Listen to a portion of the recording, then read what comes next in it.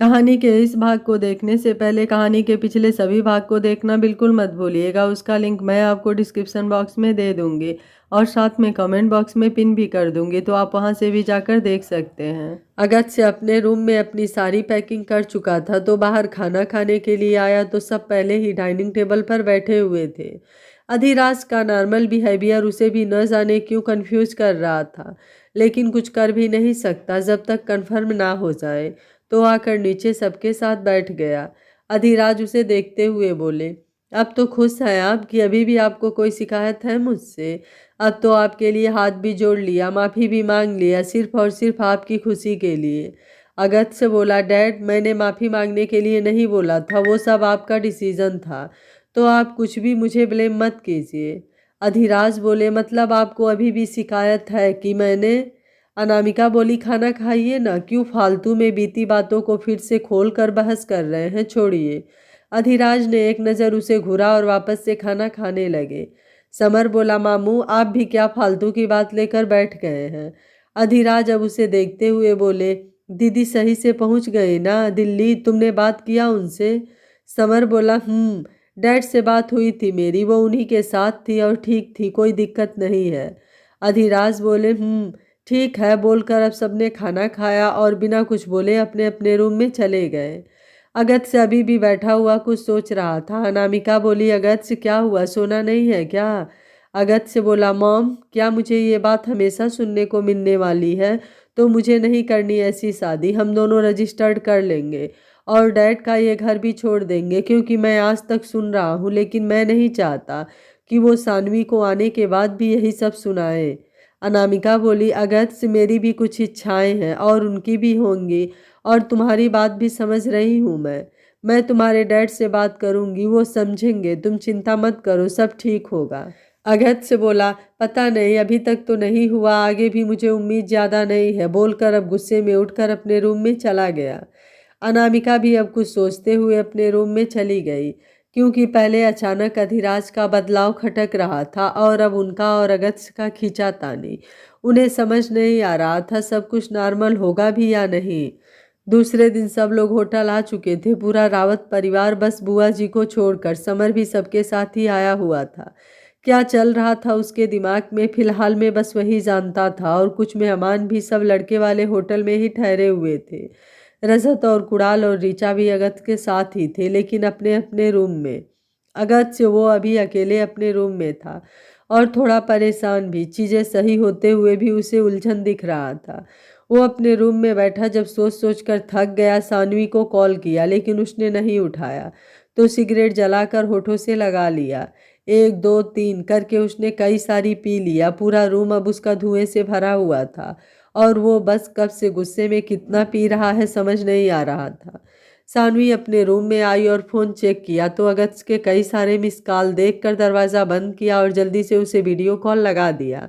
लेकिन 2 3 4 बार उसका फ़ोन जा रहा था, लेकिन उसने एक बार भी नहीं उठाया। कल से रस्में शुरू होने वाली है, उसके बाद सीधे शादी के बाद मिलना होगा और आज वो सब आ चुके हैं, तो अगत्य फ़ोन क्यों नहीं उठा रहा है? कुछ देर पहले ही ऋचा ने बताया था उसे कि सब लोग होटल सुबह का ही आ चुके हैं। कल से अगत्य से उससे कोई बात भी नहीं हुई, कुछ समझ नहीं आ रहा था। फिर कुछ सोचते हुए अपना फ़ोन लेकर नीचे आई और हाल से नेहा का हाथ पकड़ा और धीरे से पीछे के दरवाजे से बाहर निकल गई। नेहा बोली, क्या हुआ यार, तू ऐसे क्यों खींच रही है? सानवी बोली, अगत्य से मिलना है, चलो और तुम भी रजत से मिल लेना। बोल आकर गाड़ी में बैठी, बिना उसकी कोई बात सुने गाड़ी स्टार्ट कर दिया। नेहा बोली, लेकिन अगर किसी को पता चला तो? यार क्यों मरवाना चाहती हो? तुम्हें पता है ना आंटी ने मना किया था मिलने से, फिर भी तुम्हें सच में क्या करूं मैं? अपने तो जा ही रही हो, मुझे क्यों लेकर आई हो? सानवी बोली, यार वो फ़ोन नहीं उठा रहा है मेरा, और बस आज कल से तो वैसे भी नहीं मिलना है, तो मिल लेने दो ना, बोलकर ऋचा को कॉल करते हुए बोली। अगत्य कहाँ है? ऋचा बोली, अपने रूम में, कुछ काम है? सानवी बोली, मैं होटल आ रही हूँ उससे मिलने, तुम मुझसे मत बताना, बस उसके रूम का नंबर बताओ। ऋचा बोली, सच में तुम होटल आ रही हो? सानवी बोली, नंबर। ऋचा बोली, 203। और कौन है साथ में? सानवी बोली, नेहा, और बस पहुँचने वाले हैं, बाकी तुम सबको संभाल लेना, मुझे उसके रूम तक जाना है और वो भी बिना किसी के पता चले, बोलकर फ़ोन रख दिया और गाड़ी घुमा दिया। नेहा अब आराम से बैठते हुए बोली, क्या बात है, कल तक इतने बड़े बड़े ज्ञान देने वाली आज उल्टा लड़के के रूम में घुसने के लिए तैयार बैठी है। सानवी ने एक नज़र उसे देखा और सामने गाड़ी चलाते हुए बोली, तुम्हें भी तो मिलवा रही हूँ ना, अब क्या चाहिए। नेहा बोली, बस बस पता है मुझे, और वैसे भी मुझे नहीं मिलना था, तो तुम्हें मेरे बारे में सोचने की कोई ज़रूरत नहीं है। सानवी बोली, भलाई का तो ज़माना ही नहीं है। कुछ देर में उनकी गाड़ी होटल के बाहर पहुंची तो ऋचा दोनों को लेने नीचे ही आ गई। सानवी को अगस्त के रूम का दूसरा चाबी दे दिया और लिफ्ट से 6th फ्लोर पर जाने को बोल नेहा को लेकर आगे चली गई। सानवी ने चाबी देखा और आगे बढ़ गई। कुछ ही देर में वो अगस्त के रूम के बाहर खड़ी थी। उसने सबसे ऊपर के फ्लोर का रूम लिया था, जिसकी वजह से कोई प्रॉब्लम भी नहीं हुई, तो एक बार खुद को रिलैक्स किया और चाबी से दरवाज़ा खोलकर अंदर आ गई। जैसे ही वो अंदर आई, धुएं से उसकी हालत खराब हो गई। उसके खांसने से अगस्त को होश आया कि उसने क्या कर दिया आज अपनी बेवकूफ़ी में। अब तो भगवान भी उसे नहीं बचा सकते हैं। और सामने सानवी को देखा तो जल्दी से खिड़की खोलकर फैन ऑन कर दिया। फिर भी खांसते खांसते उसकी पूरी आंखें लाल हो चुकी थी। अगस्त जल्दी से उसके पास आकर उसके पीठ को सहलाते हुए बोला, तुम यहाँ कब आई, और आई तो बताया क्यों नहीं। सानवी ने अब गुस्से से उसका हाथ खुद से दूर झटक दिया। अगस्त को इसी की उम्मीद थी। सानवी खांसते हुए अभी भी उसे घूरे जा रही थी। अगस्त हिम्मत करके उसके पास आते हुए बोला, मुझे पता नहीं ये सब कैसे, तुम बैठो। सानवी अभी बस उसे घूरे ही जा रही थी। कुछ देर में अब धुआं से काफ़ी राहत हो चुका था। सानवी ने अब एक नज़र नीचे देखा, सिगरेट की पूरी पैकेट खाली हो चुकी थी। अगस्त से उसके गुस्से और धुएं से लाल चेहरा और आंखें देख रहा था। उसे अब जैसे कुछ भी बोलने की हिम्मत ही नहीं हो रही थी। फिर भी उसने आगे बढ़ने के लिए कदम आगे बढ़ाया। सानवी हाथ आगे करते हुए बोली, प्लीज़ रुक जाओ, नहीं चाहिए कोई सफाई, पता चल गया मुझे क्या औकात है मेरी तुम्हारी नज़रों में। अगस्त से बोला, यार वो मैं। सानवी बोली, बोला ना नहीं चाहिए, मतलब नहीं चाहिए। फिर भी तुम ऐसा बिल्कुल मत सोचना कि मैं तुमसे शादी नहीं करूँगी। शादी तो इस जन्म में मैं सिर्फ और सिर्फ तुमसे ही करूँगी। उसके बाद या पहले अगर तुमने बेवफाई भी कर दिया तो भी सानवी शर्मा सिर्फ और सिर्फ तुम्हारी रहेगी। तुम्हारे अलावा किसी को मेरी तरफ देखने की भी इजाज़त नहीं है, ये भरोसा है मेरा खुद के ऊपर। बोलकर बाहर जाने को हुई तो अगस्त से उसके आगे आते हुए बोला, वो मैं सॉरी यार, मुझे पता ही नहीं क्या चल रहा था दिमाग में, पता नहीं कैसे ये सब हो गया, प्लीज़ मेरी बात। सानवी बोला ना सफाई नहीं चाहिए। अगस्त से बोला, अच्छा ठीक है, सज़ा दे दो। सानवी बोली, इसकी सज़ा सिर्फ और सिर्फ मैं खुद को दूंगी, वो भी अपने हिसाब से, क्योंकि यहाँ आज तक जो कुछ भी हुआ है उसमें किसी की अगर कोई गलती है तो वो है मेरी। बोलकर बाहर निकलने को हुई। अगस्त से उसका हाथ पकड़कर अपने पास खींच लिया। उसने छुड़ाना चाहा लेकिन नहीं छुड़ा पाई। अगस्त से बोला, कोई सज़ा नहीं दोगी तुम खुद को, समझी, देखो मेरी आंखों में। और सानवी ने आंखें खोला लेकिन उसकी तरफ नहीं देखा। अगस्त से बोला, यार मैं परेशान था, प्लीज़ ट्राई टू अंडरस्टैंड, मैं ऐसा कभी कुछ भी नहीं कर सकता जिसकी वजह से तुम्हें हर्ट हो। सानवी ने अपना हाथ छुड़ाया और अब बिना उसकी कोई बात सुने बाहर निकल गई। अगस्त से जल्दी से बाहर आया लेकिन वो लिफ्ट से नीचे जा चुकी थी। अगस्त सीढ़ी से नीचे आया लेकिन उसके 6th फ्लोर नीचे आने में वो यहाँ से निकल चुकी थी। ऋचा और नेहा अभी बाहर गार्डन में ही बात कर रही थी।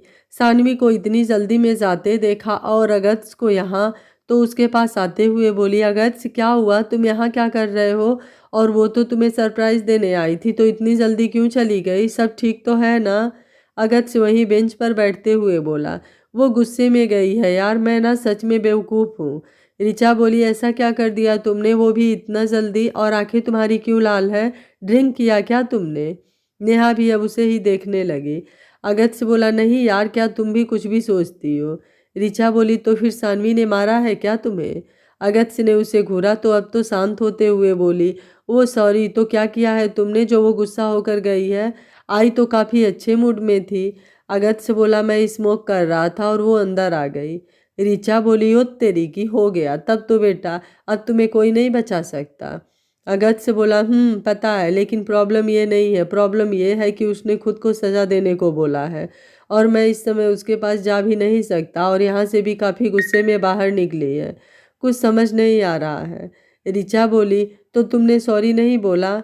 अगत्य बोला तुमसे तो बात करना ही बेकार है, जानती हो ना वो ये सब चीज़ें नहीं मानती। उसका कहना है हम जितना सॉरी बोलते हैं गलती करने के चांसेस उतना ही बढ़ जाते हैं। ऋचा बोली ये बात भी सही है। अगत्य बोला सच में मुझे बेवकूफ़ दोस्त ही मिले हैं। नेहा बोली मैं जाकर देखती हूँ। अगत्य बोला प्लीज़ मुझे कॉल करना, मैं कुछ करता हूँ, पॉसिबल हुआ तो मैं आऊँगा। नेहा बोलकर ऑटो लेकर वहाँ से निकल गई। अगत्य वापस से बेंच पर बैठकर उसका फ़ोन ट्राई करने लगा। ऋचा बोली ज़्यादा गुस्सा हो गई है क्या? अगत्य ने उसकी तरफ देखा और फिर उसे याद आया कि उसका रूम तो अंदर से लॉक था, तो वो अंदर कैसे आई? तो फिर ऋचा को देखते हुए बोला वो अंदर कैसे आई मेरे रूम में? ऋचा बोली मुझे क्या पता, और तुम ये सवाल मुझसे क्यों पूछ रहे हो? गलती किए हो तो अब भरपाई करो, बोलकर निकल गई। अगत्य बोला ऋचा यार एक बार मुझे तो बता सकती थी ना, बोल उसके पीछे अंदर चला गया। सानवी घर पर आई तो हॉल में सभी लोग बैठे कल के प्रोग्राम का डिस्कस कर रहे थे, लेकिन उसने बिना किसी की तरफ ध्यान दिए अपने रूम में चली गई। दादी बोली इसे क्या हुआ, कुछ बोला भी नहीं। शीतल बोली माँ वो कल मैं क्या कह रही थी, बोलकर बातों में उलझा दिया। नेहा कुछ देर बाद अंदर आई। शीतल जी से सानवी के बारे में पूछा और उसके रूम में चली गई। दरवाज़ा नॉक किया तो अंदर से आवाज़ आई नेहा अभी तुम जाओ, मुझे अभी किसी से कोई बात नहीं करनी है प्लीज़। नेहा बोली लेकिन मैंने क्या किया जो तुम मुझसे गुस्सा है और वहाँ अकेले छोड़कर भाग आई, ये तो गलत बात है। सानवी कुछ देर बाद दरवाज़ा खोल दिया तो वो अंदर आते हुए बोली अब बता क्या हुआ, इतनी जल्दी में क्यों आई है? झगड़ा हुआ क्या तुम दोनों के बीच में? सानवी ने उसे देखा और बिना कुछ बोले आकर बेड पर बैठ गई। उसके फ़ोन पर अगस्त के कॉल आ रहे थे तो गुस्से में उठाकर फ़ोन नीचे पटक दिया। नेहा बोली हो गया सियापा, यार इतना गुस्सा क्यों है कि बेचारा फ़ोन शहीद हो गया। सानवी ने उसकी तरफ देखा तो अब वो शांत होते हुए बोली मैं तेरे लिए चाय लेकर आती हूँ, बोलकर बाहर निकलते हुए अगस्त का फ़ोन रिसीव करते हुए बोली यार क्यों मरवाना चाहते हो मुझे? उसने अपना फ़ोन पटक दिया, वो शहीद हो चुका है। अब बारी मेरे फ़ोन की, अगर उसने देख लिया ना तो इसे भी शहीद होने से कोई नहीं बचा सकता है। अगस्त बोला ज़्यादा गुस्सा है क्या? नेहा बोली तुम सोच भी नहीं सकते, 2 मिनट में मुझे रूम से बाहर भागना पड़ा। अगस्त बोला आऊँ मैं? नेहा बोली अभी नहीं, देखती हूँ, और अगर तुम आए और कुछ कांड हो गया तो दिक्कत हो जाएगी, तुम रुको मैं कुछ देर बाद फ़ोन करके बताती हूँ। अगस्त बोला प्लीज़ थोड़ा जल्दी करना। नेहा बोलकर नीचे चली गई। सानवी अभी भी गुस्से में अपने टूटे हुए फ़ोन को घूरे जा रही थी जैसे वो फ़ोन नहीं अगस्त हो। दूसरे दिन से फंक्शन शुरू हो चुके थे। सबसे पहले घर में पूजा हुई जिसमें सानवी को जो जो बोला जा रहा था वो अब वैसे वैसे किए जा रही थी। कल और आज में काफ़ी फ़र्क आ चुका था। वो एकदम से शांत थी, ना तो ज़्यादा किसी से बहस और ना ही किसी से कोई फालतू बात। पूजा होने के बाद उसने थोड़ा बहुत खाना खाया और अपने रूम में चली गई। हल्दी दोनों की शाम को साथ ही लगने वाली थी तो बाकी पूरी फैमिली अब बिजी हो गई आगे के काम में। सब लोग दौड़ दौड़ कर काम कर रहे थे। सानवी ने अपना फ़ोन तोड़ दिया था तो इस समय उसके पास कोई फ़ोन नहीं था। वो अपने रूम में टहल रही थी कि कुछ देर बाद नेहा उसके पास आते हुए बोली सानवी यार तैयार नहीं होना है क्या, और वो तुम्हारे लिए फ़ोन है। सानवी ने उसे देखा तो वो बैठते हुए बोली यार हो गई गलती ना, वो परेशान रहा होगा, इसमें इतना गुस्सा होने वाली कौन सी बात है। सानवी बोली तो बोल दो उससे, 1 महीने उससे मुझसे बात करने की कोई ज़रूरत नहीं है और मेरे आसपास तो सोचेगा भी नहीं वरना। नेहा बोली वाट, कुछ भी? हाँ आज हल्दी है मैडम आप दोनों की और 2 दिन बाद शादी, और तुम्हें उससे 1 महीना बात नहीं करना, अच्छा है। ऋचा अंदर आते हुए बोली किसको 1 महीना बात नहीं करनी है यार? और सानवी ये आंटी ने लहंगा भिजवाया है, इसे पहनने के बाद इसी पर हल्दी लगने वाली है तुम्हें, बोल उसका लहंगा बेड पर रख दिया। सानवी ने एक नज़र लहंगे को देखा और फिर उसे देखते हुए बोली ठीक है। शिवानी बोली ठीक नहीं देवरानी जी, अब आप जल्दी से तैयार हो जाइए, आप दोनों का फ़ोटो शूट भी तो करना है, इसके बाद ही हल्दी लगेगी, तो चलिए जल्दी से तैयार हो जाइए। नेहा बोली लेकिन भाभी ये पॉसिबल नहीं है, सानवी ऐसा कुछ नहीं करेगी और आप जानती हैं इसने तो। सानवी ने अब जल्दी से उसका हाथ पकड़ते हुए बोली ये हम दोनों के बीच की बात है तू। शिवानी बोली क्यों पॉसिबल नहीं है, मुझे भी बताओ यार, तुम दोनों क्या खिचड़ी पका रही हो। ऋचा बोली बताओ मुझे भी जानना है क्या हो रहा है अभी अभी। सानवी बोली कुछ कुछ भी तो नहीं, वो हम कुछ और बात कर रहे थे, मैं अभी तैयार होकर आती हूँ। शिवानी बोली वो तो सही है लेकिन कुछ तो बात था, क्या था नेहा? नेहा बोली कुछ नहीं भाभी, बस मैं कह रही थी कि अगत्य भी तो होगा ना। शिवानी बोली बिल्कुल, अगत्य भैया तो कब से तैयार हैं, बस सानवी का ही इंतजार कर रहे थे, तो अब जल्दी से तैयार हो जाओ। नेहा बोली तब सही है, हम दोनों इसे तैयार कर देते हैं, आप जाकर बाकी तैयारी कर लीजिए। शिवानी बोलकर बाहर निकल गई। सानवी अब नेहा को घूरते हुए बोली, हमारी पर्सनल बातें अगर तुमने किसी को। नेहा अब जल्दी से तैयार हो जाओ और अपनी तपस्या भंग करो, क्योंकि मुझे नहीं लग रहा है अगत्य से इतना देर तुम्हें गुस्सा रहने देने वाला है। सानवी बोली, नाम मत लो उसका, बोलकर सामने पड़ा लहंगा लेकर बाथरूम में चली गई। ऋचा के फोन पर अगत्य का फोन आया तो वो उठाते हुए बोली, देख भाई, तेरी फूलन देवी अभी भी काफी गुस्से में है, तो जो तेरा प्लान था हम सब ने मिलकर शुरुआत कर दिया है। आगे का अब कोई गड़बड़ हुआ तो तू संभाल लेना, ठीक है, क्योंकि आगे हम तेरी कोई हेल्प नहीं करने वाले, और उसे कुछ पता चला तो तू अच्छे से जानता है, बोलकर जल्दी से फोन रख दिया। सानवी बाहर आते हुए बोली, सब ठीक है ना। नेहा आकर उसके अगल बगल घूमते हुए बोली, सब नहीं, सब कुछ ठीक है, अब तो बस किसी के इंतजार को देखना है, क्यों ऋचा।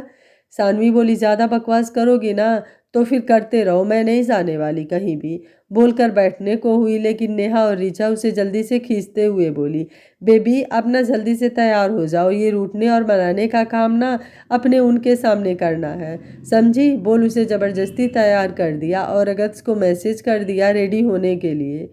कुछ देर बाद श्रेया उसके रूम में आते हुए बोली, सानवी तैयार हो तो चलो यार, सब नीचे तुम्हारा इंतजार कर रहे हैं। नेहा बोली, बिल्कुल भाभी, हमारी दुल्हन बिल्कुल तैयार है, बस ये काला टीका लगाना बाकी था जो अब लग गया। श्रेया बोली, ओके चलो, अगत्य और बाकी सब कब से वेट कर रहे हैं, ये सब जल्दी जल्दी कर लो, उसके बाद अभी हल्दी है। ऋचा बोली, आप चलो, बस हम आ रहे हैं। बाहर फोटो शूट के लिए काफ़ी अच्छे से डेकोरेट किया गया था। समर बोला, वैसे आइडिया काफ़ी अच्छा है, मैंने तो सोचा भी नहीं था, और तुमने सब कुछ इतना जल्दी अरेंज कर दिया, नॉट बैड।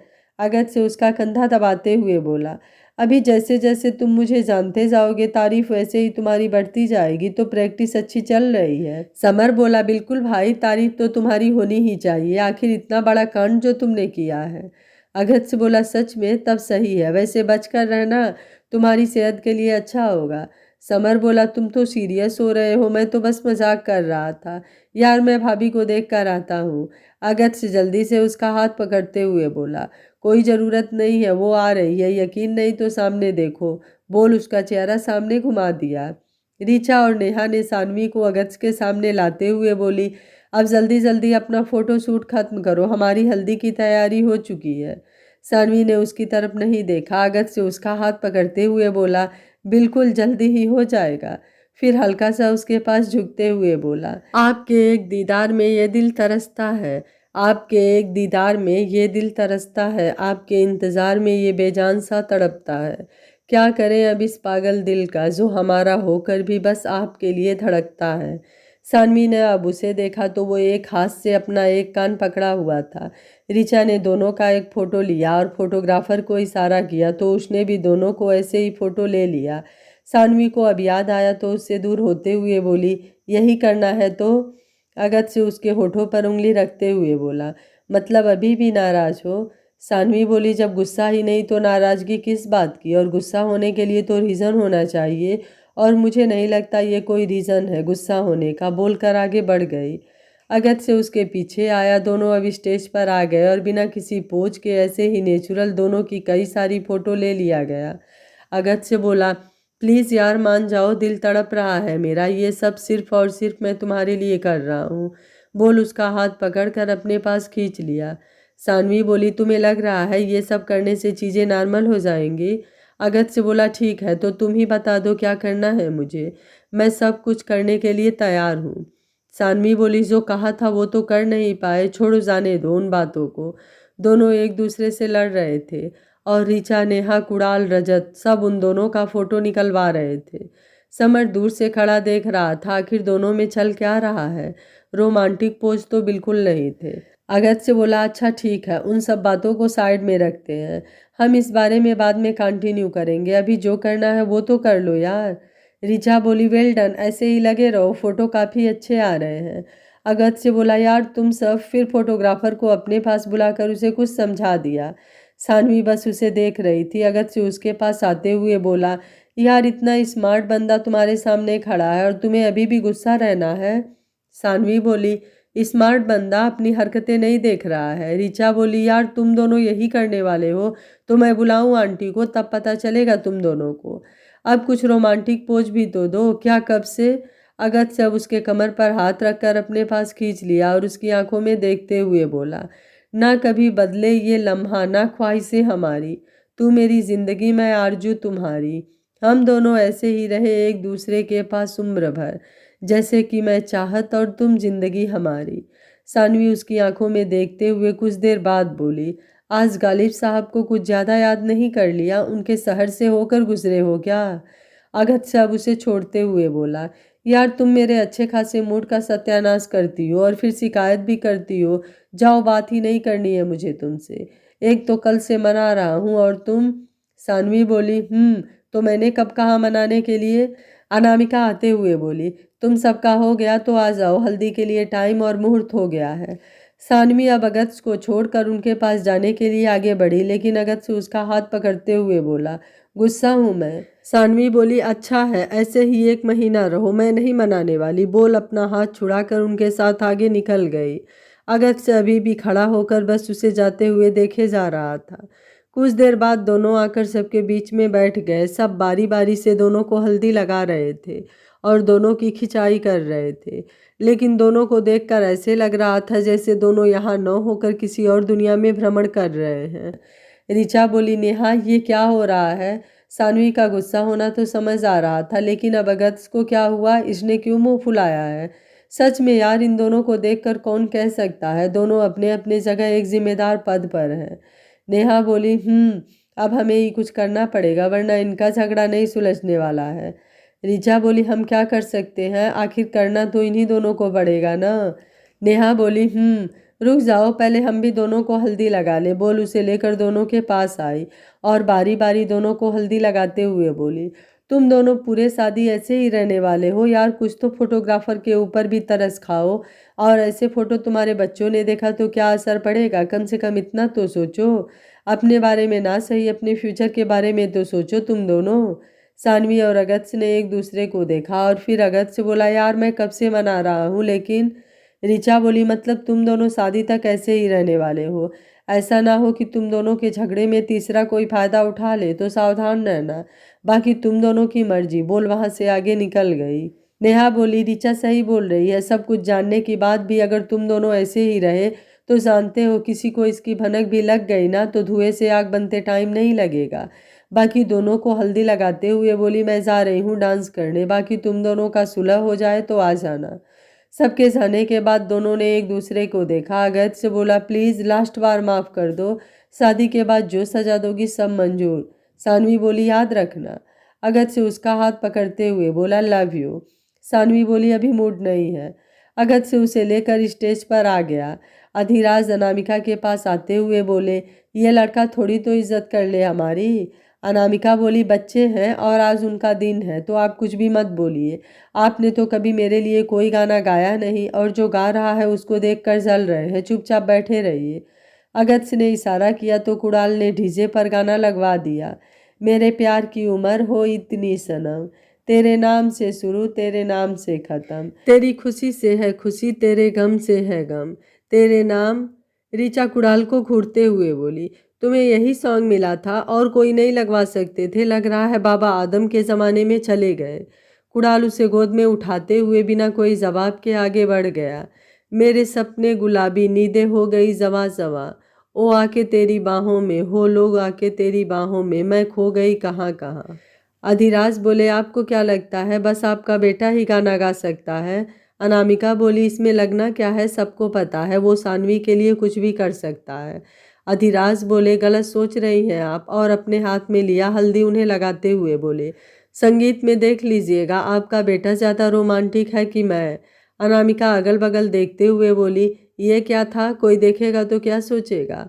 अधिराज बोले, अपनी बीबी को लगाया है और किसी को सोचने से मुझे कोई फर्क नहीं पड़ता है। अनामिका अब बिना कुछ बोले उठकर चली गई।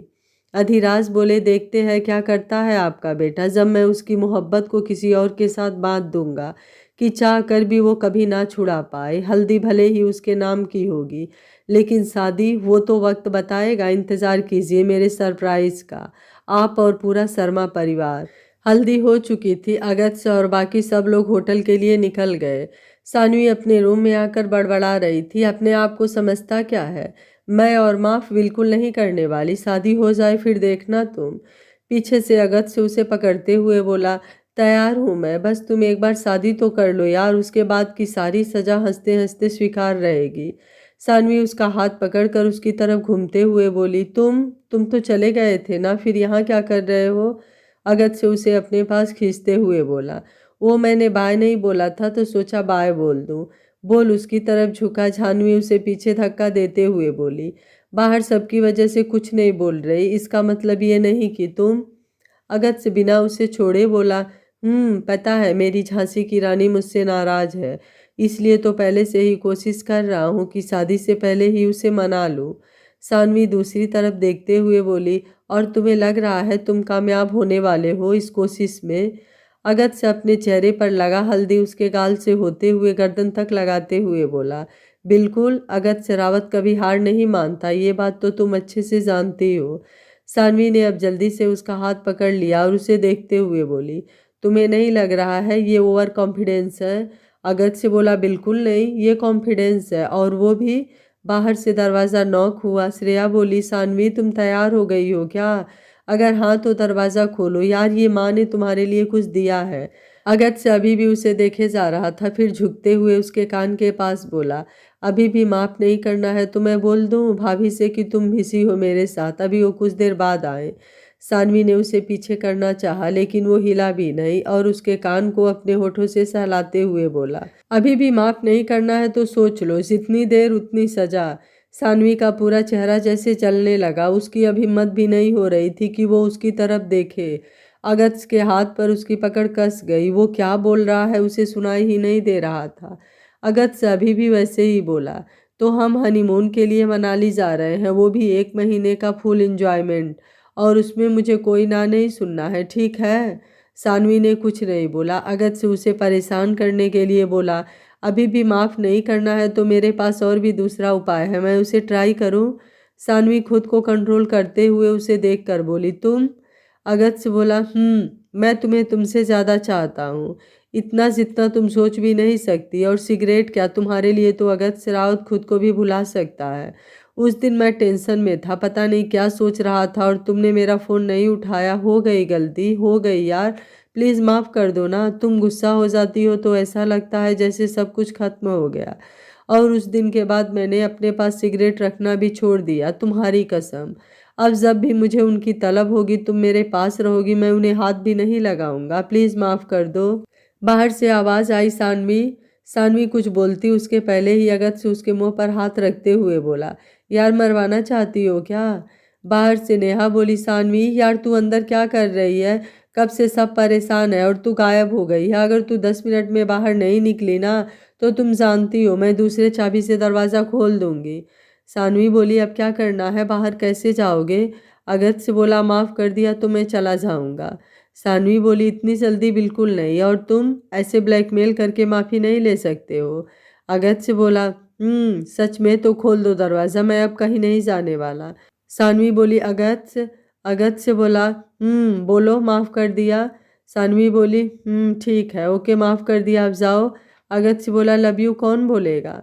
सानवी आंखें बंद करते हुए बोली, आई लव यू, अब जाओ। अगस्त से बोला, तो एक किस भी कर दो, अब पक्का चला जाऊंगा। सानवी उसे घूरते हुए बोली, ठीक है मत जाओ। बोल उसका हाथ छुड़ाकर जाने को हुई, लेकिन अगस्त से उसे पकड़कर वापस से अपने पास खींचते हुए बोला, मैं खुद ले लेता हूँ, क्योंकि जो मेरा होता है उसमें फॉर्मालिटी करने की क्या ज़रूरत। बोल हल्का सा उसके होठों को छूते हुए बोला, बाय, कल मिलते हैं। और बालकनी से पाइप पकड़कर नीचे उतर गया। कुछ देर बाद सानवी ने दरवाज़ा खोला तो उसे अभी भी वैसे ही देखकर नेहा उसे घूरते हुए अंदर आकर इधर उधर देखते हुए बोली, क्या हो रहा था यहाँ, क्या मैं जान सकती हूँ। देख अब झूठ तो बोलने के बारे में ना सोचना भी मत, क्योंकि मुझे पता था तू अकेले तो नहीं थी। बोल बालकनी में चली गई तो सानवी बिना उसे कोई जवाब दिए बाथरूम में चली गई। नेहा वापस से अंदर आते हुए बोली, सानवी तुमने ये सही बिल्कुल नहीं किया, बाहर आओ फिर बताती हूँ तुम्हें। बोल वहीं बेड पर बैठकर उसका इंतजार करने लगी। हाथ में कुछ लगा तो देखा नया फ़ोन रखा हुआ था, तो खोलते हुए बोली, ये फ़ोन किसने दिया है? मैं खोलने जा रही हूँ। सानवी अंदर खुद से बोली, फ़ोन कौन लेकर आया? अगत्य। उसने ध्यान ही नहीं दिया और उसने बताया भी नहीं। ये लड़का ना सच में भगवान पता नहीं क्या करता रहता है। एक तो इतने देर तक मुझे परेशान किया, सोचते हुए आंखें अपने आप बंद हो गई। उसकी छुअन को वो अब भी महसूस कर सकती है। उससे मनाने के लिए यहाँ तक आ गया, फिर सर ऊपर किया तो पानी चेहरे पर गिरने लगा, तो खुद से बोली, I love you so so much. I am sorry, मैं तुम्हें हमेशा परेशान करती हूँ और तुम फिर भी मुझे मना लेते हो। You are perfect life partner. Neha बोली, यार इसमें तो तेरा नंबर है और वो भी एक्टिव है। क्या बात है मैडम, लेटेस्ट मॉडल। कुछ देर बाद सानवी बाहर आकर उसके हाथ से फ़ोन लेते हुए बोली, तुझे नहीं लग रहा है कि इसे देखने का पहला हक मेरा था? नेहा उसे देखकर फ़ोन छीनते हुए बोली, फ़ोन है यार, अगत्य से नहीं, जिसे देखने का पहला हक तेरा था। और इतने देर से क्या कर रही थी? झूठ तो बोलना मत। सानवी बाल सुखाते हुए बोली, मुझे झूठ बोलना भी नहीं है। नेहा बोली, मतलब तू अगस्त के साथ थी? सानवी बोली, वही सॉरी बोलने आया था। नेहा उसे अपने तरफ घुमाते हुए बोली, सॉरी या कुछ और जो तू मुझे बताना नहीं चाहती? सानवी बोली, हम रोमांस कर रहे थे यार, अब तू फालतू का कुछ भी बकवास मत कर, वो बस सॉरी बोलने ही आया था। श्रेया अंदर आते हुए बोली, कौन सॉरी बोलने आया था भाई, मुझे भी तो पता होना चाहिए। बोलकर नेहा और सानवी को देखते हुए आंखें नचा दिया। सानवी बोली, भाभी एक तो ये बकवास कर रही है, एक आप हो, आप दोनों को कोई काम नहीं है क्या? श्रेया ने नेहा को देखकर कुछ इशारा किया। नेहा बोली, भाभी आपने ये फ़ोन देखा? किसी को माफ़ करने के लिए रिश्वत दिया गया है। अब हमारी ऐसी किस्मत कहाँ जो कोई बिना मार्केट में आए हमें ऐसे फ़ोन गिफ्ट करे, और रजत से तो ये उम्मीद करना ही बकवास है। श्रेया बोली, श्रेयांश से भी, वो तो एक नंबर के अनरोमांटिक इंसान है यार। नेहा बोली, बिल्कुल सही कहा आपने, भाई बिल्कुल सानवी की तरह हैं। सानवी बोली, हो गया आप लोगों का तो मैं। नेहा बोली, लेकिन अगत्य रंग लेगा अपने रंग में, और मुझे तो अभी से असर भी दिख रहा है, चेहरा किसी का लाल हो रखा है। सानवी अब दोनों को छोड़कर बाहर आते हुए बोली, मम्मी। खुशबू चाची बोली, बेटा जी अब तो मम्मी को छोड़ दो, ससुराल में मम्मी नहीं मिलने वाली हैं, और सास को पीछे ऐसे दौड़ाना भूल जाओ। सानवी बोली, चाची आप सबने आज कसम खाई है मुझे परेशान करने का, एक तो नेहा और भाभी और ऊपर से यहाँ आप। शीतल बोली, क्या हुआ, किसने क्या बोल दिया? सानवी उनके पास बैठते हुए बोली, सब मिलकर मुझे परेशान कर रहे हैं, और आप? नेहा आते हुए बोली, मैंने परेशान किया या फिर? सानवी बोली, नेहा पिट जाओगी इसलिए चुप हो जा यार, तू मेरी दोस्त होकर मुझे परेशान करने में तुझे शर्म नहीं आ रही है? अरे कुछ तो शर्म कर, मैंने तुझे कभी भी परेशान नहीं किया था, और एक तू है जो अपनी बेस्ट फ्रेंड के साथ। नेहा उसके पास आते हुए बोली, सच में? सानवी उसे घूरते हुए बोली, मैं जा रही हूँ, मेरे पीछे कोई नहीं आएगा, नहीं तो समझ लेना, बोलकर ऊपर चली गई। शीतल बोली, नेहा क्यों परेशान कर रही हो, 2 दिन बाद तो वैसे भी चली जाएगी। नेहा उनका कंधा पकड़ते हुए बोली, इसलिए तो परेशान कर रही हूँ, और आप ना टेंशन ना लो, मैं समझा लूँगी। क्यों भाभी चाची? सब एक साथ, बिल्कुल, आज तक उसने किया, अब हमारी बारी है तो कोई कुछ नहीं बोलेगा। दूसरे दिन दोपहर में मेहंदी के बाद शाम को संगीत थी, जो कि होटल में ही रखा गया था। अगत्य से पूरा रूम अपना बिखेर कर रखा हुआ था। अनामिका अंदर आते हुए बोली, अगत्य अभी तक तुम तैयार क्यों नहीं हुए? कुछ देर में मेहमान आ जाएंगे, और तुम ये सब क्या है? अगत्य से बोला, मॉम समझ में नहीं आ रहा है क्या पहनूं, प्लीज़ आप मेरी हेल्प कर दीजिए ना। अनामिका एक सूट उसे देते हुए बोली, जाओ और चेंज करके जल्दी से बाहर आओ। अगत्य से बोला, ये अच्छा लगेगा? अनामिका बोली, क्यों, तुम्हें नहीं पसंद है? अगत्य से बोला, ठीक है, लेकिन सानवी के साथ मैच तो करेगा ना? शिवानी अंदर आते हुए बोली, तो एक काम कीजिए देवर जी, देवरानी से फ़ोन कर लीजिए, नहीं तो अगर आप कहें तो मैं ही कॉल कर दूं। अगत्य से बोला, मैं चेंज करके आ रहा हूँ। शिवानी बोली, अरे एक बार पूछ तो लीजिए। अगत्य से बोला, कोई ज़रूरत नहीं है, बोलकर दरवाज़ा बंद कर लिया। अनामिका बोली, शिवानी सब हो गया ना, युग और अनुभव तैयार हो गए या अभी भी? शिवानी बोली, मॉम सब लोग रेडी हैं, अब आप डैड को जाकर देख लीजिए और खुद भी तैयार हो जाइए। अनामिका बोली मैं देखती हूँ बोलकर बाहर चली गई। समर अपने बालकनी से बाहर देखते हुए बोला, कितना कूल है, सब कुछ आते ही सरप्राइज मिला और शौक भी, लेकिन तुम सिर्फ और सिर्फ समर की हो सानवी शर्मा। मॉम की मोहब्बत अधूरी थी लेकिन उनके बेटे की पूरी होगी और उसे पूरी करोगी तुम। कितना मज़ा आएगा तुम्हें अपने बाहों में लेकर। अभी से सोचकर पूरे बॉडी में अजीब सी फीलिंग हो रही है। सोचो जब तुम हकीकत में मेरे इतना करीब रहोगी तो मामा जी का बदला भी पूरा हो जाएगा। लेकिन शायद उन्हें यह अंदाज़ा नहीं है कि मैं क्या करने वाला हूँ। लेकिन कोई नहीं, सरप्राइज सरप्राइज खेलते हैं बेबी, सबको सरप्राइज मिलेगा और तुम्हें मेरी बेपनाह मोहब्बत की सज़ा मिलेगी जो पूरी उम्र निभानी पड़ेगी, क्योंकि मैं अपनी कैद से तुम्हें बाहर जाने ही नहीं दूंगा। ये मेरा वादा है तुमसे और खुद से। अनामिका अपने रूम में आई तो अधिराज गुस्से में फ़ोन पर किसी से बात कर रहे थे। अनामिका बोली, अभी तक आप तैयार क्यों नहीं हुए हैं? आज भी आपका काम करना है, कल बेटे की शादी है और आपको। अधिराज फ़ोन रखकर उन्हें देखते हुए बोले, पता है मुझे कि आपके बेटे की शादी है और मैं वही इंतज़ाम ही देख रहा था कि कहीं कोई प्रॉब्लम ना हो और हम अपनी बहू को लेकर आराम से लखनऊ के लिए निकल जाएं। आप ना ऐसे ही परेशान होती हैं, इसलिए समय से पहले बूढ़ी दिख रही हैं। चलिए अब आप तैयार हो जाइए। वेलकम करना है समधी का, आखिर उन्हें भी तो पता होना चाहिए कि रावत उनसे कम नहीं है बल्कि आग है। अनामिका अब अपना सर झटक कर तैयार होने चली गई। अधिराज वापस से किसी को फ़ोन मिलाते हुए बोले, तुम्हें जो चाहते हो वो मिल जाएगा। वैसे भी हमारे यहाँ शादी एक बार होता है और तुम्हारे अंदर वैसे भी कोई बुराई नहीं है। तुम बस मेरा काम कर देना, मैं तुम्हारा काम आसान बना दूंगा। कल मिलते हैं शादी के सरप्राइज़ के लिए, बोलकर फ़ोन रखकर तैयार होने चले गए। कुछ देर बाद सानवी और उसकी पूरी फैमिली होटल आ गई। अधिराज, अनामिका और उनके कुछ रिश्तेदारों ने सबका अच्छे से वेलकम किया। सब नीचे हॉल में आ गए। समर सबको अपने हाथों से जूस दे रहा था। कुछ देर बाद सानवी के पास भी आ गया। वो नेहा और रागिनी से किसी बात पर डिस्कस कर रही थी, बाकी सब लोग दूसरे साइड थे। समर बोला, जूस। सानवी उसे देखते हुए बोली, देवर जी आप इतनी मेहनत क्यों कर रहे हैं? जिसको चाहिए वो खुद ले लेगा। वैसे भी मुझे अगस्त की मेहमान नवाजी पसंद है, कब से ढूंढ रही हूँ। कहाँ हैं आपके भाई साहब, ज़रा उन्हें ढूंढ लाएंगे। समर अब जूस साइड पर रख कर उसके बगल में बैठते हुए बोला, वैसे आपका देवर इतना बुरा भी नहीं है। अगर लाइट ना रहे तो आपको समझ भी नहीं आएगा कि मैं हूँ या अगस्त। सानवी बोली, मैं तो बिना आँखों के भी उसे पहचान सकती हूँ, फिर भी यकीन ना हो तो कभी आजमा लीजिएगा, समझ में आ जाएगा। लेकिन आप सलामत रहेंगे कि नहीं इस बात की गारंटी मैं नहीं दे सकती। समर बोला, कुछ भी, वैसे मैं मजाक कर रहा था, आखिर हमारा रिश्ता ही ऐसा है। सानवी बोली, आप मजाक कर रहे थे लेकिन मैं बिल्कुल नहीं। अगस्त आते हुए बोला, हाय माई क्यूट गर्ल, कैसा लग रहा हूँ मैं? बोल बिना किसी की तरफ देखे उसका हाथ पकड़कर डायरेक्ट उसे गले लगा लिया। समर का मुंह बन गया तो वो कुर्सी से उठ गया। श्रेया और बाकी सब दोनों को देख रहे थे।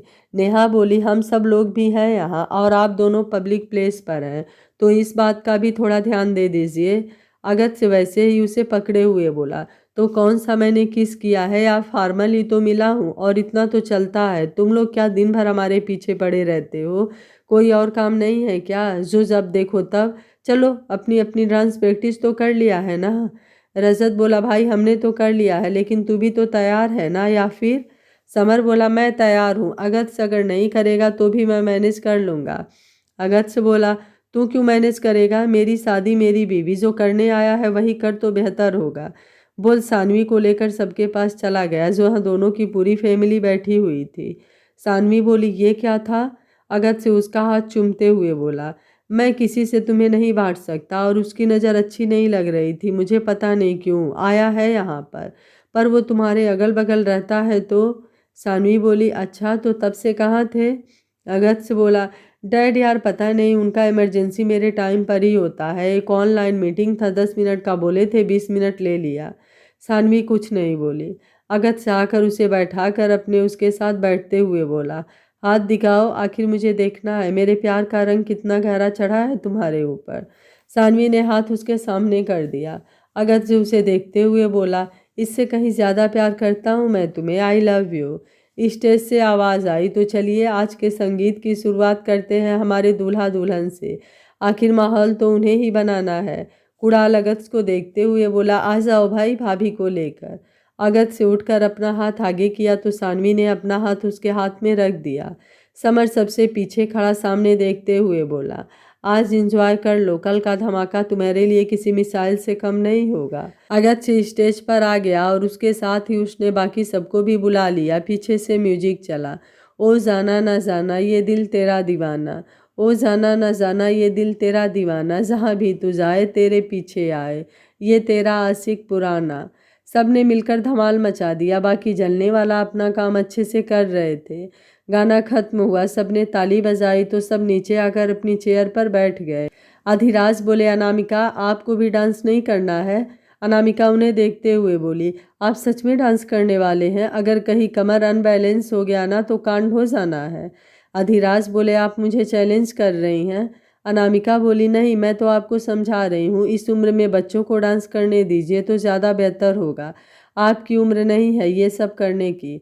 अधिराज बोले, अब तो मैं करके रहूँगा, आप बस देखते जाइए। और कुणाल को बुलाकर गाना लगाने को बोला तो उन्हें देखते हुए बोला, आर यू श्योर? अनामिका हंसने लगी तो कुणाल जल्दी से बोला, ओके मैं कर रहा हूँ, बोलकर जल्दी से स्टेज पर चला गया। अधिराज बोला, आप हंस क्यों रही हैं? सामने से कुणाल की आवाज़ आई, सो वेलकम कीजिए हमारे हैंडसम और ड्रेसिंग से दूल्हे के डैड, मतलब अधिराज अंकल का, जो आज अपने डांस के कमाल धमाल मचाने वाले हैं। सानवी अगस्त का हाथ पकड़ते हुए बोली, ये चमत्कार कुछ ज़्यादा नहीं हो रहे हैं? अगस्त बोला, अभी तो शुरुआत है माई लव, आगे आगे देखो क्या क्या होने वाला है।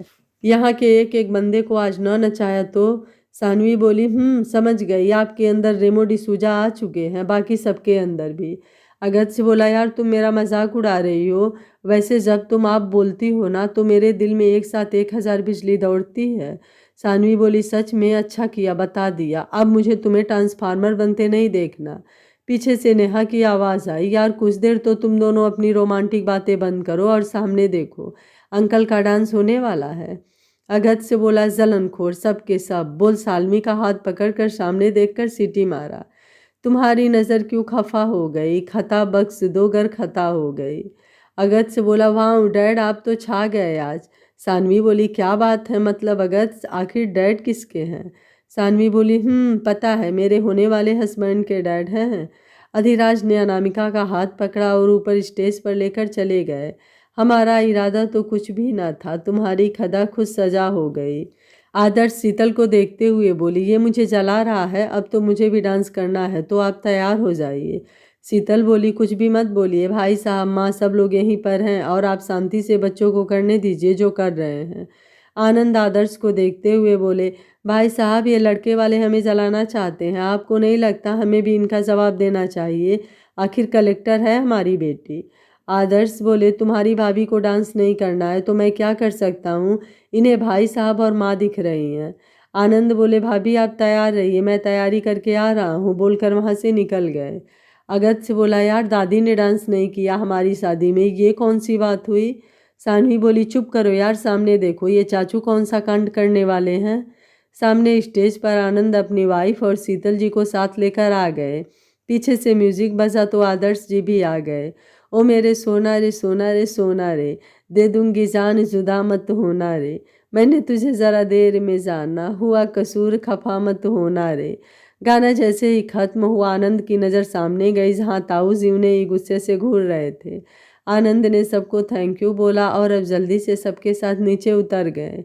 ताऊ जी दादी को देखते हुए बोले, माँ सारे संस्कारों की सब मिलकर धज्जियाँ उड़ाना चाहते हैं, एक तो पहले क्या कम थे जो अब ये सब भी शामिल हो गए हैं। आज बाबूजी की आत्मा भी मुझे ही कोस रही होगी कि उनके संस्कार नहीं संभाल पाया। दादी कुछ नहीं बोली। सानवी अगस्त को देखते हुए बोली, तो अब क्या कहना है तुम्हें? आखिर हम लड़की वाले तुम लोगों से आगे हैं। अगस्त बोला, तो लड़की भी तो हमारी है। समर स्टेज पर आकर माइक लेते हुए बोला, सो आज का आखिरी डांस हो जाए हमारे प्यारे भाई और लवली सी भाभी के नाम।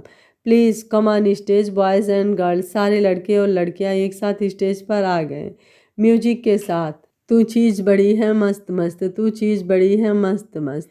इस गाने पर सब लोगों ने लास्ट परफॉर्मेंस दिया। आज फाइनली शादी का दिन था और सुबह से हर कोई बस इधर से उधर भाग रहा था। शादी को थीम से सेट किया गया था। घर से बाहर इतनी भीड़ थी कि अगर आज कोई गायब भी हो जाए तो भी कोई नहीं ढूंढने वाला था। आज सानवी के बैचमेट, दोस्त और जितने भी स्टाफ थे सब आ चुके थे। ऐसा लग रहा था जैसे घर में मेला लगा हुआ है। किसी को 1 मिनट की भी फुर्सत नहीं थी कि किसी से रुक कर बात कर ले। आदर्श बाहर निकलते हुए श्रेयांश को डांट रहे थे, वो भी बिना उसकी बात सुने। जब उसने उन्हें कई बार बताने की कोशिश की और उन्होंने उसकी बात नहीं सुनी तो वो चुपचाप खड़ा होकर उनकी डांट सुनने लगा।